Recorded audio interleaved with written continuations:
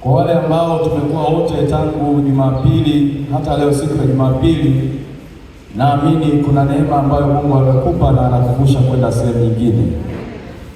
Lakini wewe ambao upata nafasi kuja kwenye semina, nafikiri sehemu ya mafundisho iko pia kwenye mitandao ya kijamii. Kwa hiyo unaweza ukaenda ukapita ukachukua muda wako ukajifunza, na najua pia Roho Mtakatifu atakuhudumia wakati utakapokuwa unapita kwenye mitandao hiyo ya kijamii. Amina.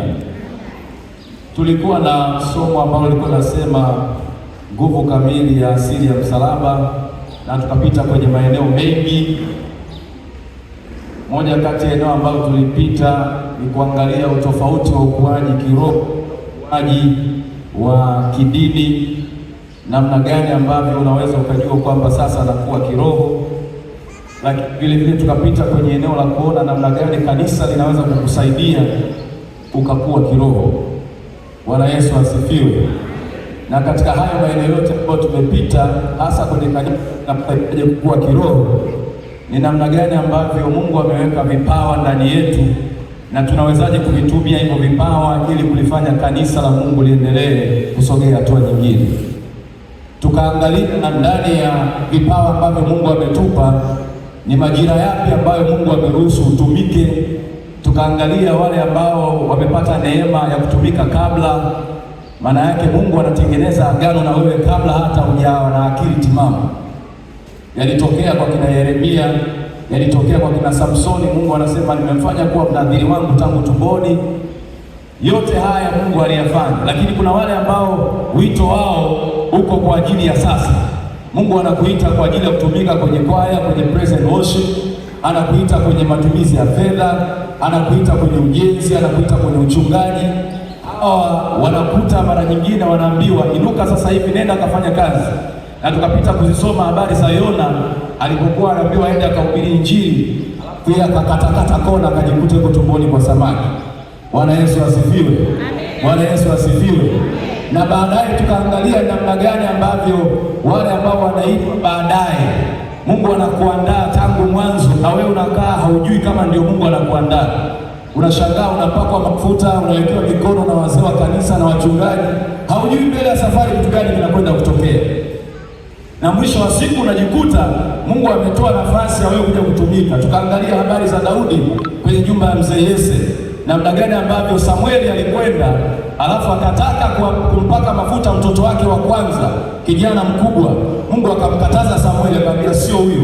Baadaye akaambiwa nani ambaye amebaki katika watoto wako? Akaambiwa Daudi yuko anachunga kondoo. Akaambiwa mlete. Mungu akampaka mafuta, lakini ufalme wa Daudi ulipata shida kwa sababu Sauli alikuwa anatafuta kumuua. Bwana Yesu asifiwe.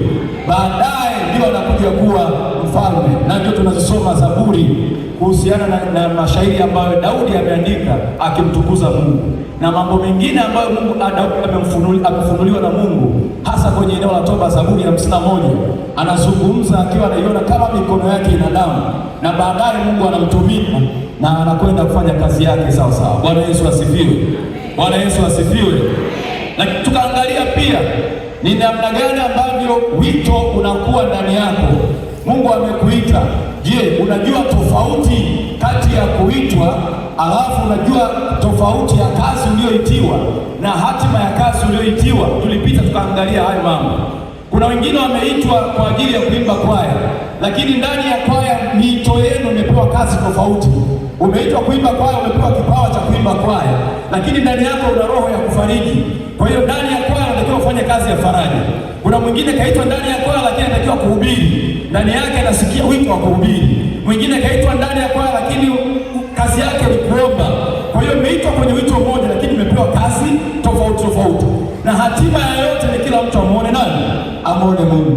Yote hayo tukapita kuweza kuyatazama, lakini tukapita kuangalia pia namna gani ambavyo unaweza kukaa kwenye uwepo wa Mungu. Ni kweli kwamba sisi ni Wakristo, ni kweli tumepata neema kumjua Kristo, lakini kitu gani kigumu ambacho kinafanya tushindwe na kusoma neno la Mungu? Je, tunafanyaje ili kusoma neno la Mungu kwenye maisha yetu? Wengine tukitaka kusoma neno la Mungu baada ya dakika 2 tayari usingizi umefanyaje? Umetuchukua. Nyakati ambazo unasema sasa nimeamua kumtumikia Mungu, ndio nyakati majaribu yanafanyaje? Yanaongezeka. Siku unasema nataka kutoa fungu la 10 kweli ndio simu ya mdogo wako ya mgonjwa inakuja inaingia hapo, ndio changamoto zinaongezeka. Tunavukaje kwenye hayo maeneo? Kwa hiyo tumepita kwenye hayo maeneo, na ninakuomba kwa neema ya Mungu, ukipata nafasi pitia. Bwana Yesu asifiwe. Umeshapata Luka sura ya 2 mstari wa 42 mpaka 52, na mwingine anatufungulia kitabu cha Wakorintho wa kwanza sura ya 5 mstari wa 7 na wa 8. Karibu, unaweza mkamsaidia Mike haraka haraka. Haleluya, haleluya, haleluya, haleluya. Na alipopata umri wake miaka 12, walipanda kama ilivyokuwa desturi ya sikukuu. Na walipokwisha kuzitimiza siku, wakati wa kurudi kwao, yule mtoto Yesu alibaki nyuma huko Yerusalemu, na wazee wake walikuwa hawana habari. Nao wakadhani ya kuwa yumo katika msafara, wakaenenda mwendo wa kutwa, wakawa wakimtafuta katika jamaa zao na wenzao. Na walipomkosa wakarejea Yerusalemu, huku wakimtafuta. Ikawa baada ya siku 3 wakamwona hekaluni ameketi katikati ya walimu, akiwasikiliza na kuwauliza maswali. Nao wote waliomsikia walistaajabia fahamu zake na majibu yake. Na walipomwona walishangaa.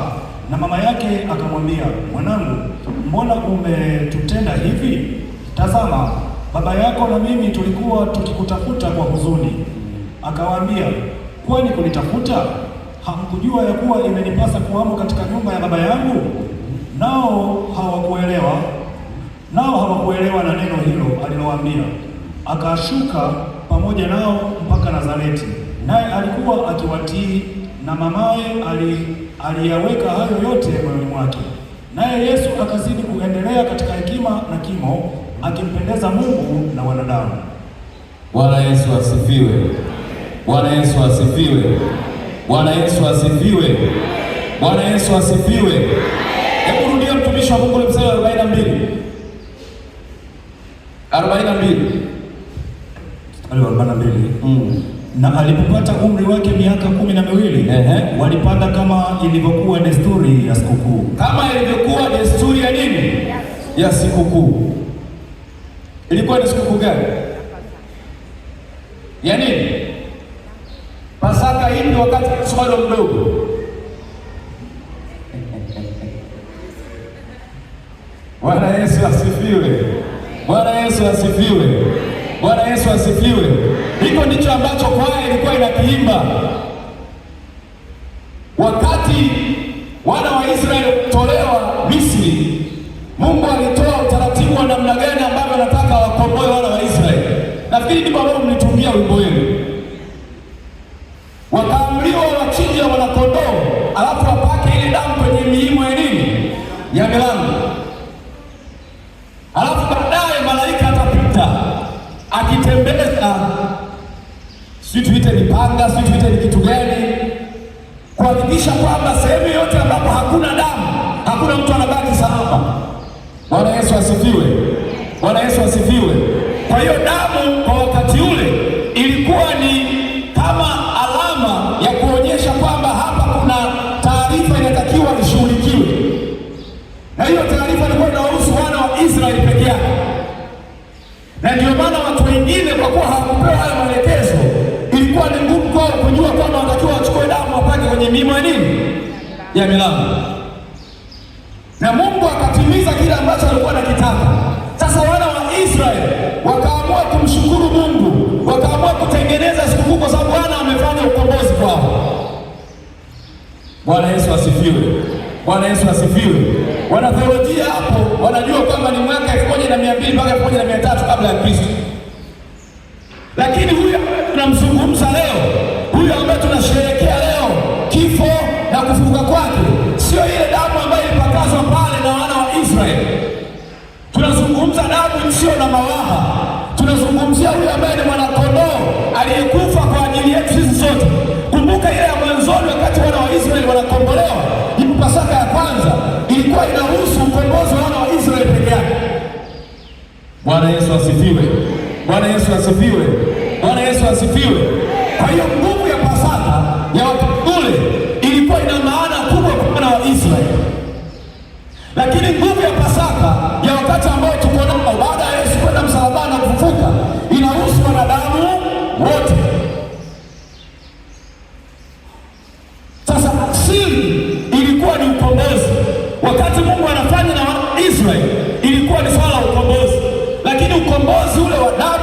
ya kondoo isingeweza kutosha kwa ukubwa wa damu ya kondoo kufanya mwanadamu awe salama, aokolewe pamoja na dhambi zake. Ndio maana Biblia inasema Mungu akaangalia chini akaona wote tumeoza. Maana yake ni kwamba lazima ipatikane damu ambayo ikienda kwenye ukombozi, kwenye agano, itatengeneza mapatano ya milele ambayo hakuna damu nyingine yoyote itaizidi hiyo damu ambayo itamwagika. Bwana Yesu asifiwe. Bwana Yesu asifiwe. Haya, moja tusomee kwenye kitabu cha Wakorintho wa kwanza sura ya 5 mstari wa 7 mpaka wa 8. Haraka. Mpelekeni Mike. Asante. Bwana Yesu asifiwe. Amen. Sura ya 5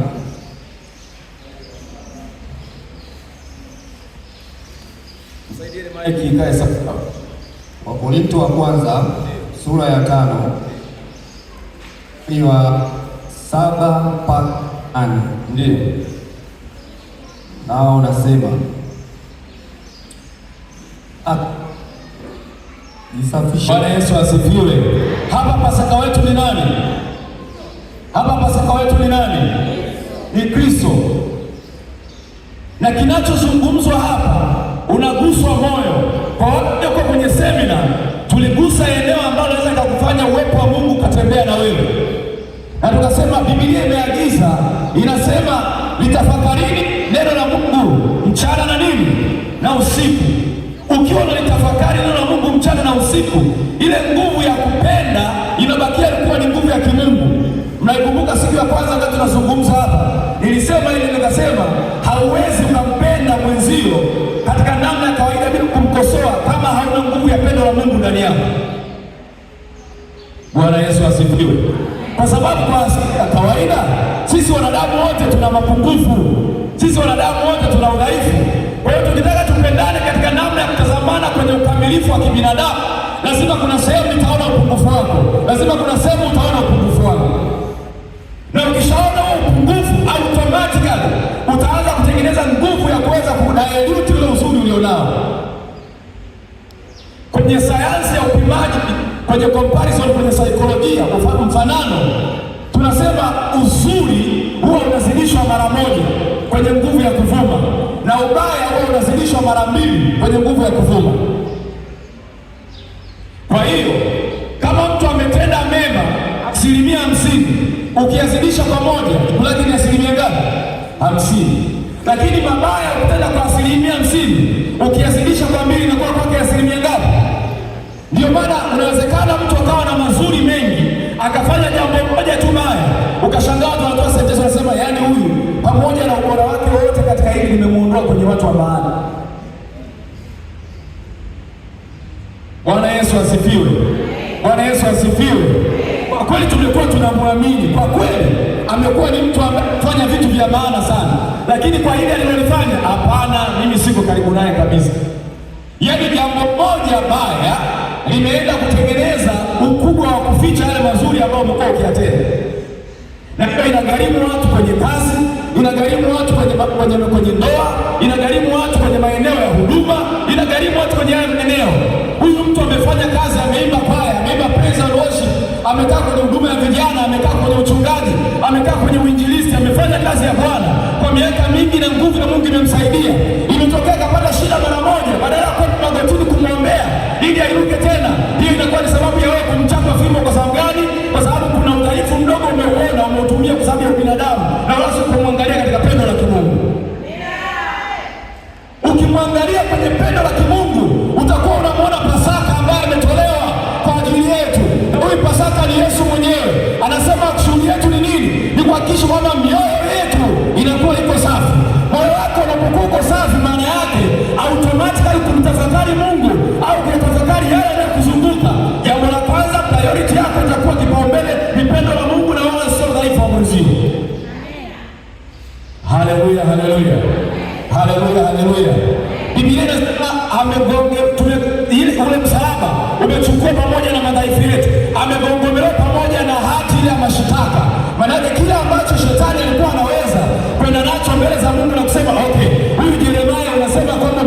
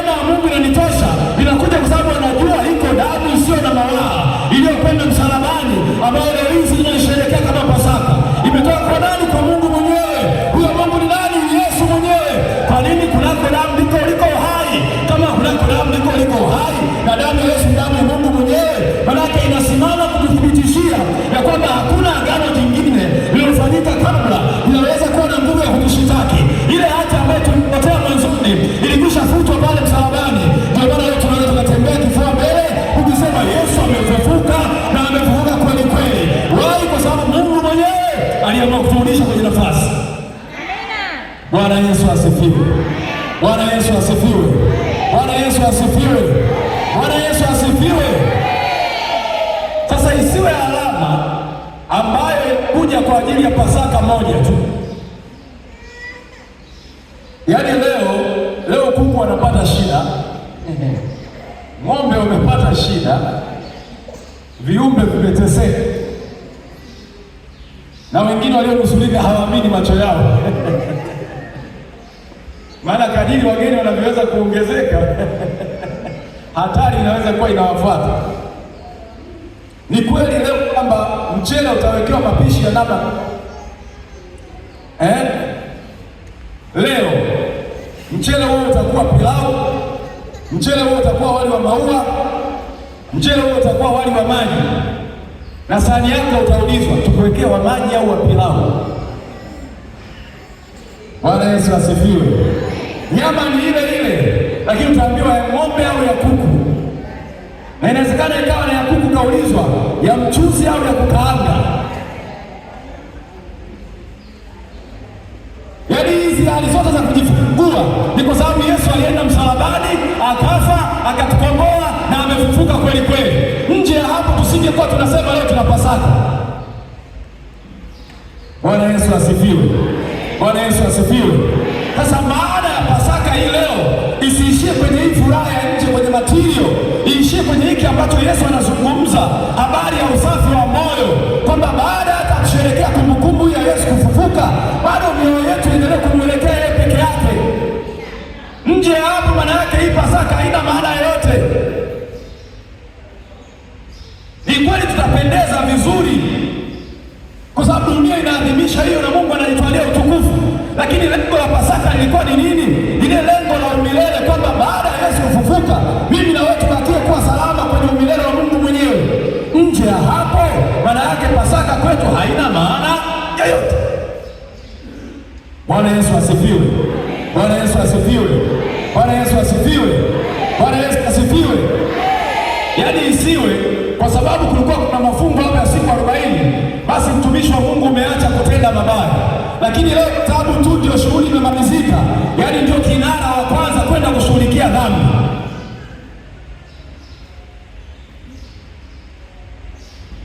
Hatakuwa tofauti na wenzetu ambao pia walikuwa wana mifungo siku za hapo nyuma, walikuwa pametulia kila sehemu nyingine. Kwa hiyo ile shughuli yote ambayo alifanya ikawa imekuwa tena zero.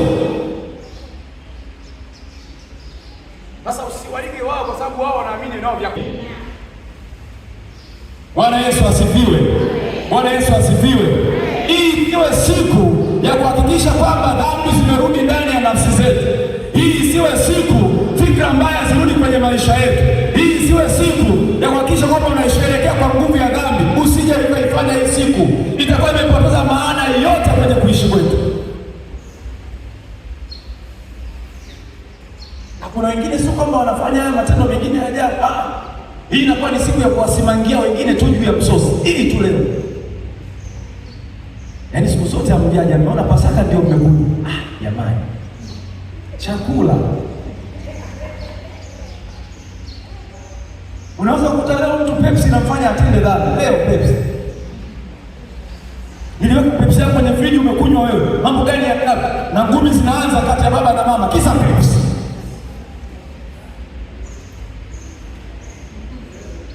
Bwana Yesu asifiwe. Bwana Yesu asifiwe. Bwana Yesu asifiwe. Na wengine wanaweza kama wamekuja ibadani lakini ndani huko umeshaacha ugomvi tayari. Kisha umemalizia perfume wewe. Mimi nataka niende ibadani, nijipulizika perfume sio umeshaacha. Nendeni wenyewe. Mimi mtanikuta hapa. Bwana Yesu asifiwe. Bwana Yesu asifiwe. Hizo nafsi ambazo zinabeba makunyanzi Yesu ambaye hazitaki, anaenda msalabani ili nafsi zikunjuke, ili tukae kwenye pendo lake, tukae kwenye ile hali ya amani. Maana yeye ni Bwana wa amani, yeye ni mfalme wa Wayahudi, yeye ni Bwana wa mabwana. Nguvu yake na ufalme wake vinatuketisha na yeye milele katika pendo la mwana wake. Nje ya hapo, watu wa Mungu, Pasaka itakuwa haina tofauti na shughuli nyingine ya kawaida ya harusi haina tofauti na kitchen party, haina tofauti na birthday, haina tofauti na shughuli nyingine yote ya kawaida. Tofauti ya Pasaka na shughuli nyingine ni kwamba huyu Yesu ametukomboa na huyu Yesu amefufuka kweli, na ndio tofauti ya Yesu na miungu mingine inatajwa duniani. Miungu mingine yote imekufa na hainuki. Bwana Yesu asifiwe. Bwana Yesu asifiwe. Nenda katafute wapi ambapo kuna Mungu au watu walikuwa wanamsujudia mtu alafu ukakuta amekufa alafu akafufuka. Kamtafuta. Ni Yesu peke yake. Ni Yesu peke yake. Na wengine ambao walifufuliwa, sio walifufuka, walifanyaje? Walifufuliwa kwa uwezo wa kimungu mwenyewe. Kina Lazaro walifanyaje? Walijifufua wenyewe? Lakini mwanaume ameenda msalabani, akashuka mpaka kuzimu, akahakikisha kwamba wale ambao walikuwa wako kabla ya yeye ajaja duniani, kaenda kuhubiri na huko, akaenda kubalance ile hukumu, ila waliokufa kabla waseme kama sikusikia neno la Bwana, na sisi ambao tumekuja baadaye usije tukasema tujasikia neno la Bwana. Kwa hiyo alipokwenda msalabani tumemuona, tumesikia habari zake. Wale waliokufa kabla alishuka kuzimu, akawahubiria pia, na wao wamemuona, wamesikia habari zake. Ile hukumu ya milele inaposimama, kila mtu asema unajua Bwana, mimi sikuwepo, nilikuja huko kuzimu nikahakikisha kwamba na wewe umesikia habari zangu. Waliomwamini wanakaa na na ndio maana sisi tuna wakati mzuri kuliko wakati mwingine pengine wa wote. Kwa sababu gani? Tumekuja kukutana na Roho Mtakatifu ambaye anatufunulia vitu vyote waziwazi. Wenzetu ilikuwa ni kwamba Mungu hakuwa kujifunua mwenyewe kwa huyo mtu. Wakati Mungu anajifunua kwa Musa kama kijiti kinachowaka moto, alitanguliza kwanza kijiti kinawaka moto, baadaye ndo anamwambia Musa, vua viatu vyako, hapa ni mahali nini? Patakatifu. Kina Ibrahim mpaka ni miaroni ya Mamre, wanapewa maagizo tu, fanya hiki, fanya hiki, fanya hiki. Sisi tunapata nafasi ya kukutana na nani? Neno. Bwana Yesu asifiwe. Bwana Yesu asifiwe.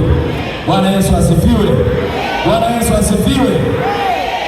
Kuna wakati nilikuwa na tafakari jambo nikasema, inawezekana hii Biblia Mungu ametupa kama foundation, kama msingi wa kwenda kumtafuta Mungu na kumjua kweli kweli. Yaani yaliyoandikwa kuanzia mwanzo mpaka Ufunuo, tukiyafuatilia tunapata nafasi ya kumjua Mungu zaidi ya vile ambavyo yameandikwa huko. Bwana Yesu asifiwe. Bwana Yesu asifiwe. Maana yake ndani ya ile neno la Mungu kuna msingi.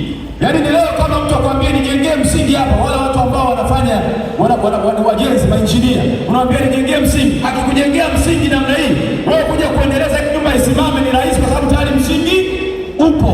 Lakini ili ujue kwamba Mungu anasema nini zaidi ya hii foundation, ni lazima utengeneze mahusiano.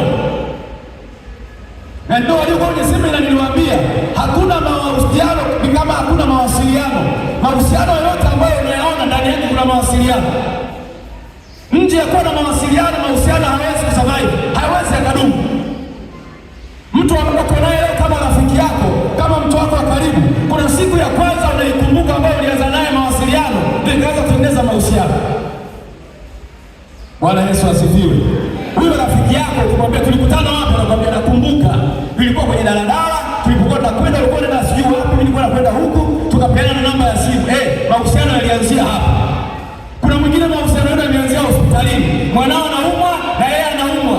Wote mkutana pale, hivi hapo kuna nesi kaingia. Hajaingia, msubiri kidogo. Mmekaa mkaanza kupiga story. Mahusiano yakaanzia hapa. Kuna mwingine mahusiano yameanzia msibani. Mmekaa mkasalimiana, kila mtu amekwenda ibisiri, vitu vikaanzia hapa. Wengine kwenye sherehe. Hivyo hivyo wengine hapo kanisani. Kuna sehemu ambayo unaikumbuka mahusiano yako na huyo mtu alianzia. Mkristo ambaye anaitwa Mkristo lazima ajue na mahusiano yake na Mungu yalianzia wakati gani. Usiishie kwenye kuibeba imani kwa sababu baba yako na mama yako alikuwa huko. Ikiwa imani kutoka baba yako na mama yako, alafu bakia mwenyewe ukimtafuta Yesu leo kwenye misingi ambayo umepewa. Why? Baba na mama wakupa ile misingi, wanakupa foundation ili wewe utoke hapo utembee na Mungu mwenyewe. Bwana Yesu asifiwe. Bwana Yesu asifiwe. Bwana Yesu asifiwe. Bwana Yesu apewe sifa. Haleluya, haleluya. Haleluya, haleluya. Haleluya, haleluya. Haleluya, haleluya. Sasa kwa kuwa leo ni Pasaka tu na watu wanauona ubwabwa nyumbani,